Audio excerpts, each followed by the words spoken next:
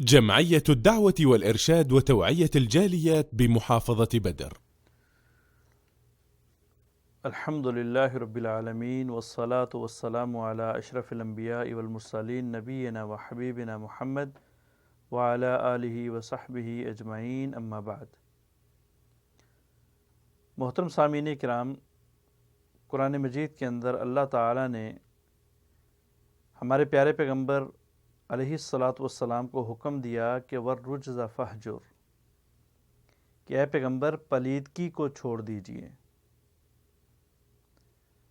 اسلام ایک صاف ستھرا، مہذب، خوبصورت دین ہے، اور یہ ہمیشہ اپنے ماننے والوں کو، اپنے چاہنے والوں کو، اپنے تسلیم کرنے والوں کو ان چیزوں کا درس دیتا ہے. اسلام کی خوبصورتی اس میں ہے کہ خوبصورتی کو گلے لگایا جائے اور پلیدگی کو چھوڑ دیا جائے، چاہے وہ پلیدگی جسمانی طور پہ ہے یا روحانی طور پہ ہے، اخلاقی طور پہ ہے یا معاشرتی طور پہ ہے. بات آخر کنفرم کہ اسلام خوبصورت اور خوبصورتی کا، اسلام پاکیزہ اور پاکیزگی کا، اسلام جمیل اور تجمیل کا حکم دیتا ہے. آج ہم ایک ایسے بے حیا مسئلہ کے اوپر گفتگو کریں گے کہ انگریزوں کی دیکھا دیکھی، یورپ کی دیکھا دیکھی اور مغرب کی دیکھا دیکھی، اور اپنے آپ کو ان کے مقابلے میں اپڈیٹ کرتے ہوئے ان کے مقابلے میں پہنچانے کے لیے ہم ایسے غیر فطرتی عمل کرتے ہیں، ایسے غیر شرعی کام کرتے ہیں تاکہ ہم اپنا شمار اور اپنا لیول ان لوگوں کے برابر لے جا سکیں. چاہے اس کے اندر اسلام بدنام ہوتا ہے ہو جائے، اخلاق بدنام ہوتا ہے ہو جائے، معاشرہ اسلامی بدنام ہوتا ہے ہو جائے، اپنی شخصیت بدنام اور ذلیل ہوتی ہے ہو جائے. مقابلہ یورپ سے کرنا ہے، مقابلہ مغرب سے کرنا ہے،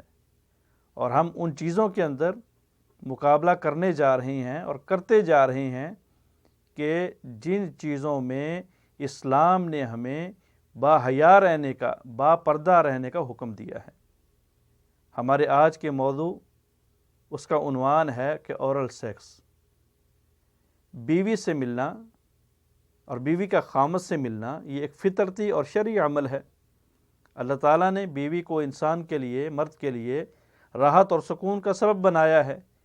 اسی طرح عورت کے لیے مرد کے اندر راحت اور سکون کو رکھ دیا ہے. ان کا یہ حاصل کرنا یہ ایک فطرتی عمل ہے. اپنی خواہشات کو پوری کرنا، اپنے جسم کو سکون دینا، یہ اسلام اس چیز کی اجازت دیتا ہے. اسلام نے میاں بیوی کا رشتہ اور بندھن اسی لیے باندھا ہے. لیکن اس عمل کو کرتے ہوئے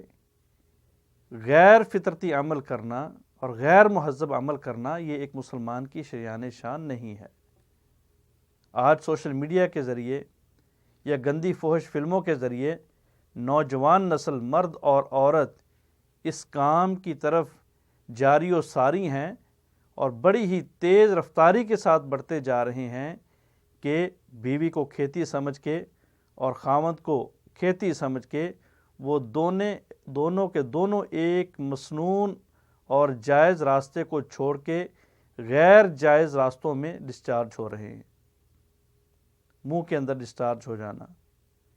یہ بہت کبھی عمل ہے، کافروں کا عمل ہے، جانوروں کا عمل ہے، انسانوں اور مسلمانوں کا نہیں ہو سکتا. اور جو انسان یہ کرتے ہیں تاباً وہ انسانیت سے فارغ ہیں. اگرچہ وہ اسلام کو نہیں ماننے والے، اگرچہ وہ دین کو نہیں ماننے والے، لیکن کم از کم ایک انسان کی جو حص ہے، جو اللہ تعالیٰ نے عقل کے ذریعے، چاہے وہ لوگ ایمان سے فارغ ہیں، خوبصورتی سے، پاکیزگی سے دور ہیں، لیکن کم از کم عقل کے ذریعے وہ اس کام کو نہ کرنے کا کہہ سکتے ہیں اور کر سکتے ہیں. لیکن وہ اس عقل کو بھی اس عمل کے اندر پیچھے چھوڑ رہے ہیں، اور ہمارا مسلمان معاشرہ ان کو فالو کرتے ہوئے اس کام کے اندر بہت ترقی کر رہا ہے اور اپنے آپ کو وہ بڑا کامیاب سمجھتے ہیں. اللہ تعالی ہمیں اس عمل سے بچنے کی توفیق عطا فرمائے. محترم سامعین کرام، بیوی کے منہ میں ڈسچارج ہونا یا بیوی کا خامد کے منہ میں ڈسچارج ہو جانا، بیوی کا خاوند کی شرمگاہ کو منہ سے چوسنا اور اسی طرح بیوی کا خاوند کی شرمگاہ کو جو ہے وہ اپنے منہ میں لے لینا، یہ غیر فطرتی عمل ہے، حرام ہے۔ علماء اکرام کا اس کے اوپر بالاتفاق یہ فیصلہ ہے، اس لیے کہ اللہ رب العالمین نے ہمیں یہ حکم دیا ہے کہ پلیدگی کو چھوڑ دیجئے، پلیدگی سے دور ہو جائیے، اور اس سے بڑی پلیدگی، منی سے بڑی نجاست کو ہو ہی نہیں سکتی، جس کو انسان اپنے منہ میں لے کے جو ہے نا وہ نعوذ باللہ کھاتا ہے، چوستا ہے، کیا سے کیا نہیں ہوتا۔ تو یہ جو عمل ہے یہ حرام ہے، اس سے انسان کو، مسلمان کو بچنا چاہیے، اور اس کے اوپر بھی اتفاق علماء کا یہ فتویٰ موجود ہے کہ منی حرام ہے، پلید ہے، نجس ہے،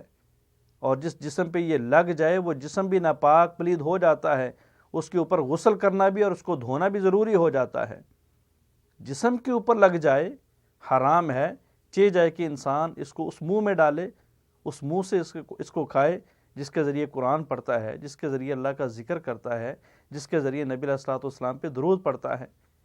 شریعت نے تو ہمیں اس قدر متنبع کیا ہے، اس قدر پاکیزگی اور خوبصورتی کا درس دیا ہے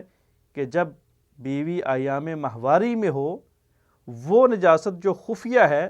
تب بھی آپ اپنی بیوی کے ساتھ جسمانی تعلق قائم نہیں کر سکتے، راحت اور سکون حاصل نہیں کر سکتے، چاہے جائے کہ نجاست جو ہے وہ واضح ہو اور اس کو جو ہے وہ تسکین کے لیے کھایا جائے یا اس کو چاٹا جائے۔ تو بہرحال یہ عمل جو ہے یہ بالکل ناجائز ہے، حرام ہے، اور ہمیں ان لوگوں کی دیکھا دیکھی اس کام سے بچنا چاہیے، اور بالخصوص علماء کرام سے رابطہ کر کے، فقہائے اعظام سے رابطہ کر کے اپنی نسلوں کو جو ہے وہ اس کا درس دلوانا چاہیے، وگرنہ جس ڈگر پہ یہ قوم چل نکلی ہے، جس طریقے پہ یہ قوم چل نکلی ہے، بہت دن تھوڑے ہیں، بہت وقت کم ہے کہ ہم میں اور جانوروں میں، ہم میں اور کافروں میں جو ہے وہ کوئی چیز، کسی چیز کا فرق نہیں رہے گا۔ ہمیں اپنے فرق کو، اپنے اسلام کو، اسلام کی خوبصورتی کو، اسلام کی پاکیزگی کو برقرار رکھنا ہے، اور ان چیزوں سے دور ہٹ کے،